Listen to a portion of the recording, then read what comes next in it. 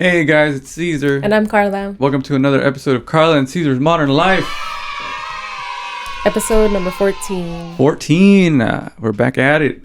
Thank you to everybody that's been watching, like I say, every week. And if you have not subscribed to it, subscribe to us right now. Yes, please. And share this video or let us know in the comments what you liked about it, stuff like that. And a lot of people have been doing that, so thank you. We appreciate it.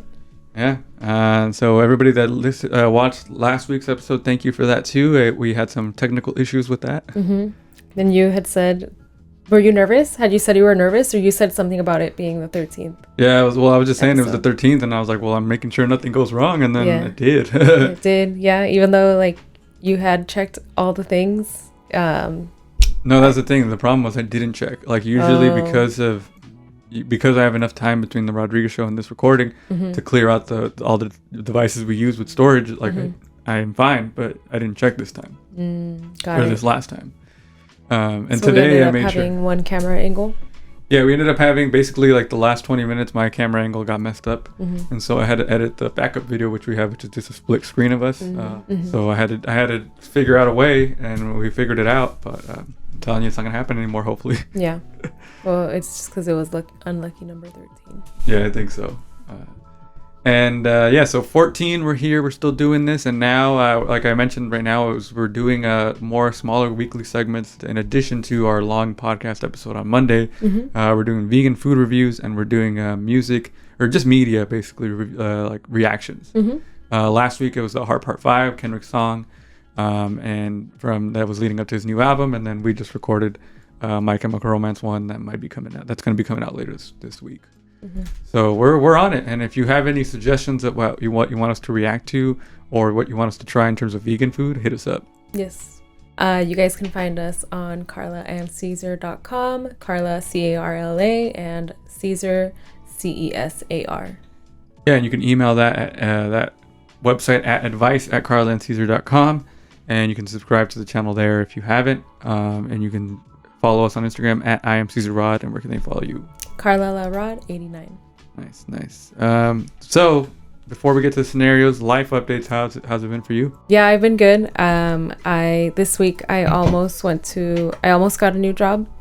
I sort of did. I went to an orientation for this job, but the vibe was off, and I wanted to give it the benefit of the doubt because I had read reviews on Glassdoor about the company.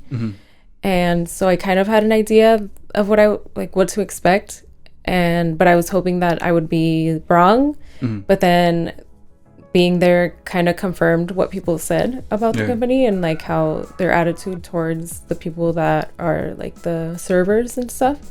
Because did I say it was for a catering company? No, you didn't say.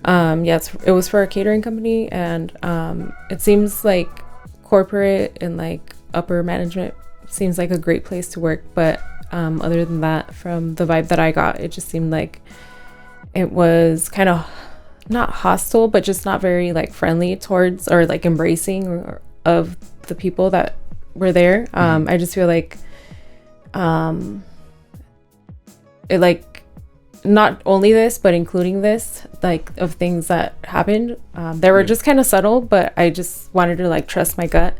But like one of the ladies like didn't really even introduce herself to us. She just kind of walked in and like started doing her thing.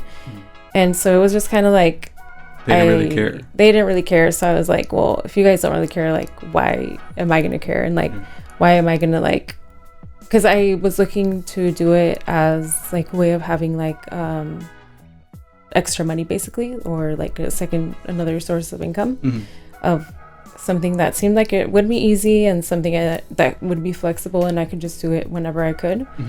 But yeah, I just felt like it wasn't worth it. So I felt bad because I went to the orientation and I at one point I did want to just leave because I was like, I already could tell that it wasn't going to be for me. But I went against my gut feeling and I went as far as like signing up for my training days. But then the next day I woke up and I was like, no, I just can't see myself doing it. Yeah. So does that make you like, will you listen to Glassdoor now? Like, will you not even give it a chance now? Or will you still be like, Because I learned my lesson when I used to use Rate My Professor in college. There was one professor that the time worked out for me, but he got really bad reviews, and I was like, well, I'll still do it, and I regretted it. And it's like, well, why am I? If they're telling me like, why am I think it's going to be different for me? You know, because you already had that experience with the delivery job you worked too, where they were like, don't do it, and then you went and did it. I feel like I have to like see for myself, but I guess I should trust Glassdoor. Yeah, I mean, at this point, you... yeah. It can't be that... Oh, yeah, it was. Yeah. So. Anything else? No, that was it. Yeah, that's it. Yeah, no, I didn't have much either. I know last week we had like a longer conversation about stuff, but that was just because there was a lot of stuff on my mind. And then we both had a lot to share, but, you know, sometimes you have a slower week. I mean, my entire week has been kind of in excitement for the Kendrick Lamar album, and this is my fourth podcast this week, basically because of the fact that I recorded the Rodriguez show, and then I did the Kendrick Lamar album first reaction, and then I did the first impressions of the album, and now we're doing our episode. So I feel like you even did the Heart Part 5. We did the Heart Part 5 last Sunday, so that's within the last week that we've been doing a lot of stuff. Yeah. So I haven't really had much of an opportunity to do anything in terms of that. I mean, I did have to stop going to therapy because my insurance is running out. But I think I left in a good place where I'm just going to keep doing the work on myself. Yeah, good. And then one thing that I had to see for myself, I guess, was I never thought that a person like me would, like, I don't think that social media does anything to me, but I think that Twitter has done stuff to me where I was like, maybe I need to stop being on Twitter. But it's like, it sucks because it's like I get a lot of information like up to the minute on it. But then you also get everybody's opinion about stuff that you don't even want to hear. Like even I would say, like, I guess I'm sensitive, but with the Kendrick Lamar album, I thought it was really good. And it's not that people are saying that it's bad and that's making me angry. It's like you misinterpreted what the hell the point of everything was. And it's like, why am I gonna get mad at people that don't exist in an imaginary, it's like what everybody says that Twitter's not a real place. And I'm like, yeah, but and why am I getting so upset about what I read on there when it's like, I go talk to people that are not on Twitter, and they're not even aware about like the controversy of this person, because you look back and you're like, wow, it was really nothing, but the internet's making it such a big deal that it's like, it feels like it should matter more, but to the average person, it's like they don't even care, you know? So it's like, why am I even worried about it? Like, yeah.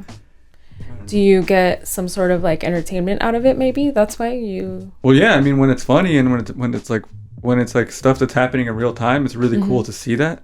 But then when it's also not the other side of it. Yeah, and so it's like I want to be up to date on everything, and I want to like enjoy like being in part of the community. But then it's toxic. The community's toxic. Like, and it's like what Kendrick was talking about in his song. Like, they'll turn on you for 1 second, and that's it. Like.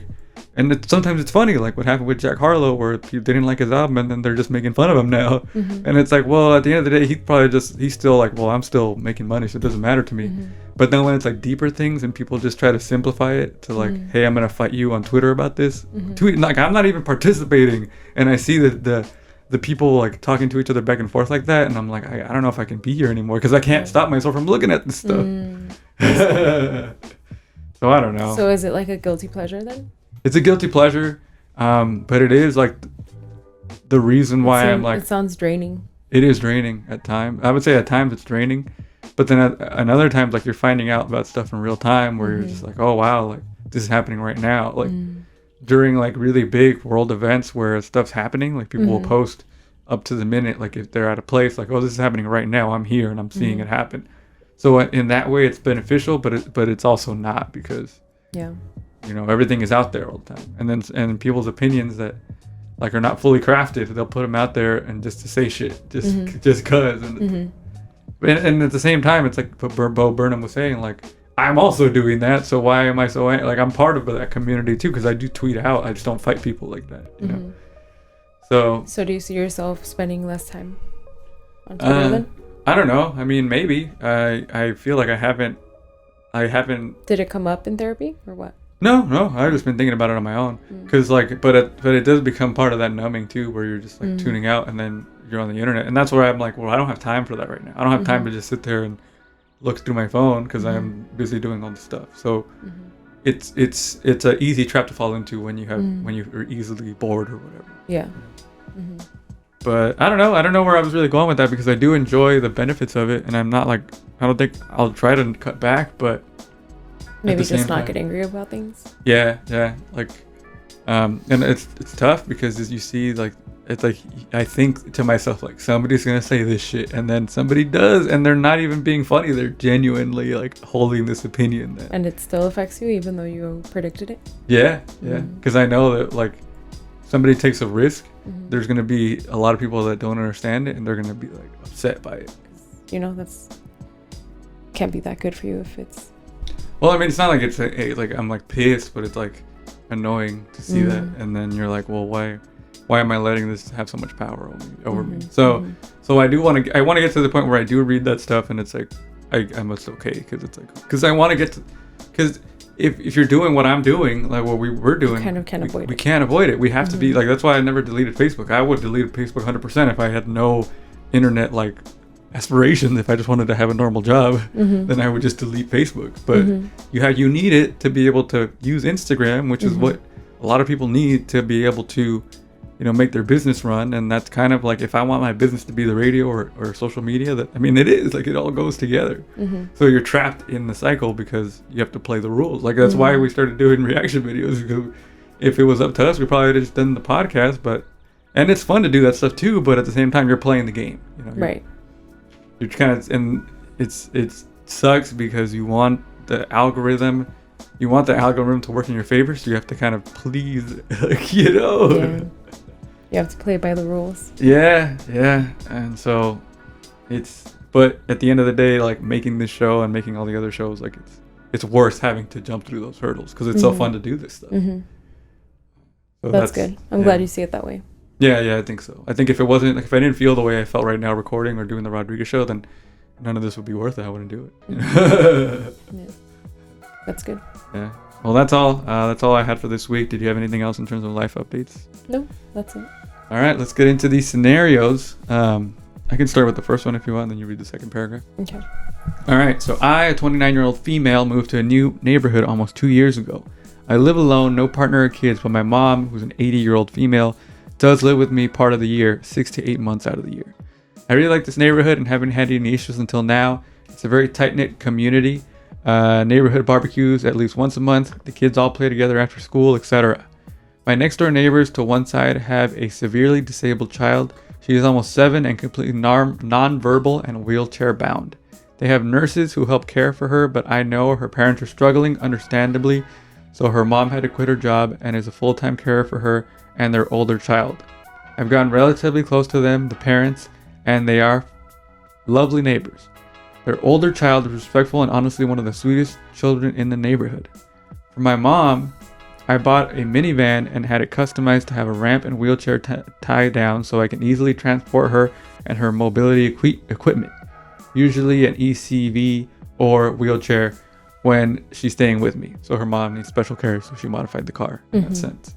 The other 4 to 6 months of the year when my mom spends time with her sister and friends in our home country, the car sits mostly unused unless I have a reason to move bigger things that don't fit in my daily driver. I noticed that the neighbors didn't have a car suitable for transporting their daughter without taking her out of the wheelchair and fighting to keep her tubes and wires in place.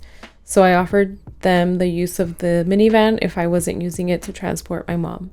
We've had an agreement in place that has worked well for us for almost 18 months, but now they've asked if they can use the car to go on a road trip.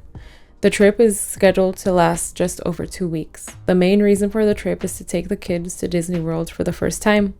My problem is that my mom is supposed to arrive a couple of days after they would leave. I asked if they could delay the trip by just a few days so I can at least get her from the airport with minimal stress. They are adamant they leave on the dates they want to, so I said no. I need to be able to comfortably get my mom from the airport, and after a 12-hour flight, I want her to be comfortable and not have to worry about getting in and out of the car. They called me selfish, and I've been ousted by the rest of the community. I wasn't invited to the last barbecue. Nobody says hi or waves back at me on the street anymore. The neighborhood kids that come by to see my dogs and run around the yard with them haven't been by in almost 2 weeks. I tried to text the neighbors, but my text went undelivered, so I think they've blocked me. I feel like I'm living in in a hostile environment now, and it's so uncomfortable. Should I just cave and let them take my car? Damn. Dang, That's tough. that's messed up. Yeah. What do you think? No, I feel like she can't cave because it's her car that she got for her mom. Yeah, like I don't know why they're not taking into consideration that her mom is 80 years old and she needs to take care of her. Mm-hmm. Like, and that it's her car. Like, And that was the agreement too. and that she bought the car and is letting them use it just cuz. Mm-hmm. Like they have no obligation. She has no obligation. She was just doing it out of the kindness of her heart. Mm-hmm. And these people are just taking advantage of her, kind of. And like turning the entire neighborhood on her. That's So sad. unfair. Yeah. Because I wonder how she told the story. Mhm. Like the neighbors might not even know that, She has a mom that she has to take care of. or that she like they went ahead and booked their dates without even checking with her first, Mm-hmm. not realizing that she was going to need the car. Like had they checked with her, maybe like, well, they for sure, I'm sure would have known Yeah. And that that it wasn't available. and it's like how easily are these neighbors being manipulated, the other ones, to be like, well, what was her reason? And like, well, they must have asked. Yeah, why why did she couldn't say they no? hear? Why and couldn't if you- they hear her out? Yeah. Yeah, no, I think that's not fair. Like, and she's Yeah. right about like her mom got off a long flight. Who knows how long how far the Mhm. airport is away from where they live. So Mhm. that's what the car is for, and that's what they should respect. Like, Yeah. um, And it sucks that they flipped so quickly on her like that. Mhm. And she loves living there. And it seems like it would have been, like, it sounded nice the way she described it before. So that sucks. yeah, That would be so awkward too, to like all these things be happening and you're the only one that's not invited. it sucks. Yeah. Yeah, that's definitely not a cool thing for the neighbors to do, and Mm-hmm. I don't know how to fix this though, because even because they're gonna outcast her, and she lives there though. So what are you gonna do? Mm-hmm. That's so weird. Yeah. Sorry that you're going through that, but I don't think you should cave, because it's like, Yeah. your mom should be important. Is the most important thing to you. I mean, it should be. I mean, in this scenario, who cares what neighbors think? But Right. If it was also the other way sucks. around, yeah. you know, like they would have made the same choice she did. Mm-hmm. Wow, what a jerk. The neighbors. That sucks. Yeah, because I get it. Like, having a disabled child is understandably hard, but you can't rely on people to do, like, you can't just be like, oh yeah, well now I have a car. No, it's not your car. Like, Mm-hmm. Like it's okay to like help each other out and stuff, but don't expect mm-hmm. it to be on your terms like all the time either. Mm-hmm. Someone's doing you a favor, especially. All right, let's move on to the next one. You ready? Yes. Do you want me to start or do you want to Yeah. start it? Okay. My husband was staying at the hospital for some health issues. After he got out, he started wetting the bed every few nights. We talked to the doctor about it and they gave us meds, but they take time, so they suggested that my husband use diapers temporarily. He said no and since he's too sick to do anything, then I'm the one having to clean up every time. I grew tired of it. He just kept wetting the bed and not even considering diapers at this point. Yesterday morning was my final straw. I saw that he'd wet the bed again and I just kind of went off. I kept talking, but it's like he wasn't hearing me at all because he was just staring at the wall. The kids heard the fuss and came in asking what's going on. I showed them the state the bed and sheets were in and said, your dad keeps wetting the bed and throws a tantrum when asked to wear a diaper. They stared and my husband looked shocked. He had them leave the room and said I shouldn't have done that. In my defense, I wanted to defend myself because I thought it was unfair that the kids accused me of yelling at their dad for no reason, in quotes. He said I humiliated him in front of the kids and made him feel terrible. I told him he can be less embarrassed and feel less terrible when he stops wetting the bed like he's a child. He started crying because he's really struggling with his health and said I was being cruel towards him now and I'm trying to turn the kids against him as well as shame him in front of them. My sister visited and I vented to her about it and she said she understood, but I was wrong in getting the kids involved. The kids are 11 and 13.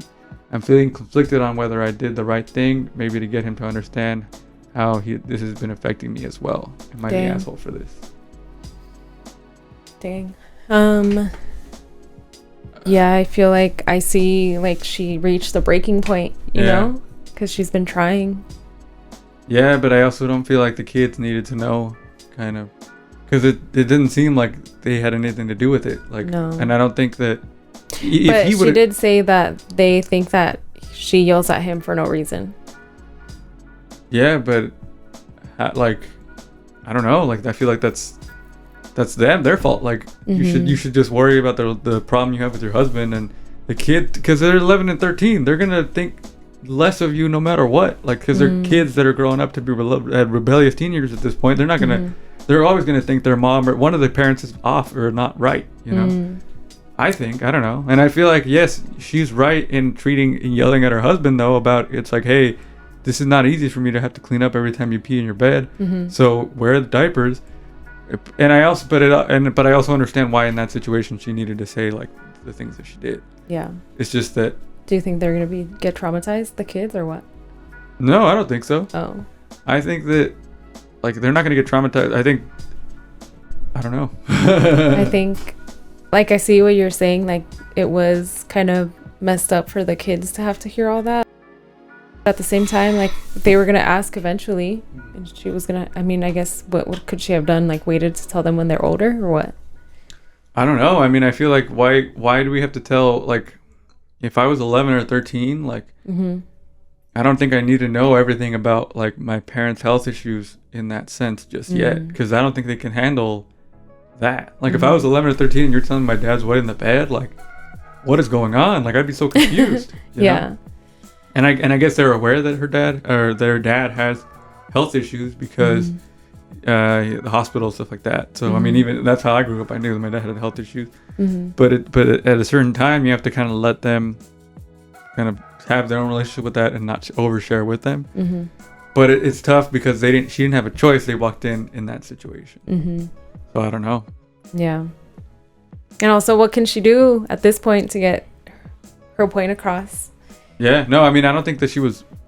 I think she had to do what she did. What she had to do in that moment was understandable, but I don't know if 100% how I would go about it. This is a complicated one. It is very complicated. I don't even remember what the comment said online. Yeah, I don't think. I think that you're not an asshole, but I think that there's issues there that need to be worked out, and the husband needs to at least try to do what's right. Like, hey, wear the diapers. It's less embarrassing than wetting the bed. Yeah. And stop stonewalling her. Yeah. Just shutting down. Yeah.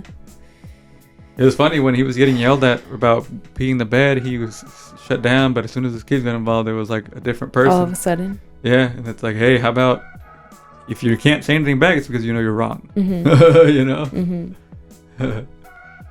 All right, last one. You ready? Ready. My fiance and I recently had a couple shower. My family was invited despite some previous issues. The issues were mainly my mom and her husband, not as much as my sister who's 19. It was a little tense, but it seemed like a good olive branch because my fiance would also be having a traditional bridal shower and didn't want them there. It was a casual barbecue type event. My sister wore jeans, a white crop top, and pink sandals. I thought nothing of it until my wife and future mother-in-law pulled me aside and said that any type of white was bad form, and with the history they felt she was being disrespectful. My mother-in-law pointed out that even if she gave my sister the benefit of the doubt, my mom definitely knew and she should have stopped her. We called my sister over and immediately she got an attitude about we're crazy and she can do whatever she wants. My mother-in-law called my mom over and my mom asked if my fiance was really that insecure. My fiance said that it was about respect and that if my sister didn't know, she could at least take it gracefully. At this point, my fiance began crying and asked my sister to leave because she was rolling her eyes. She said she is sick of feeling ganged up on and she knows my mom secretly wants to ruin the wedding. My mom called us both fucking stupid and my mother-in-law said my sister needed to leave. Suddenly, my mom and her husband are yelling at me, calling my in-laws new money for throwing too many parties, calling my fiance jealous of my sister. Before I could even process, my mom grabbed my sister and left. And now my sister has me blocked on everything. I thought I did the right thing, but all of my friends have been giving me shit. Wow. Oh man, that's rough. It's like he's having to choose between his family and his fiance. Yeah. It's just his wife was upset and the mother-in-law because his sister just wore a white shirt to a barbecue. I feel like that was not that big of a deal. Yeah, because it's like you're making it a casual barbecue. It's not anything fancy. Who cares about wearing white? Especially like if they didn't have a dress code. Like if there was a dress code and they were like, don't wear white, then I would understand. Or yeah, like if it was a wedding or something. Like, yeah. But this is the most casual event ever, and you want people to be comfortable. So why would you be upset? Yeah, it just seems like he had already mentioned that his fiance didn't want them around at her bridal shower. Yeah. So it seemed like she was already kind of like in that mode of like looking for something to make her upset. So I feel like you are the asshole in this case, because you should have stood up for your sister. Because why did you even say anything to the sister? Yeah. And then it was just like, some people just need to stand up to their family. Yeah. And yeah, that was not a good call for this person to call out their sister for wearing something that's completely understandable to a barbecue. Yeah, seriously. So you are the asshole, I guess, in this sense. The guy that wrote this. Yeah. Let people wear what they want. I mean, like a wedding, yes, I understand, but like otherwise, I don't know. Yeah, it's not that big of a deal. It's just a barbecue. All right. So hopefully you can figure that out before you go through with the marriage, because that would suck to like have to choose between one and the other. Yeah. All right, guys. That was it for the scenarios. They were a little all over the place, but some interesting ones. All right. Remember to follow us on Instagram at IamCesarRod. Where can they follow you? CarlillaRod89 on Instagram. And you can go to advice@carlandcaesar.com. That's the email where you can send us your own scenarios. You can support The Rodriguez Show at patreon.com/The Rodriguez Show. And what's your plant page? Plant Parenthood OC on Instagram. All right, guys. We'll see you next week with a new episode. Remember to take care of yourself and each other. Thank you for watching. Bye.